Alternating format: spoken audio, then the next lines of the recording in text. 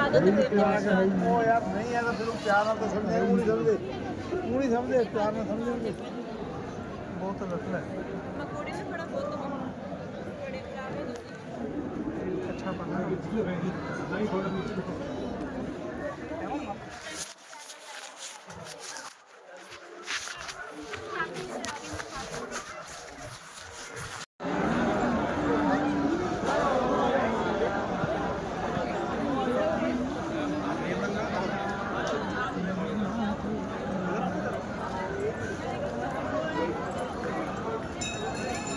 मैं बड़ा वीडियो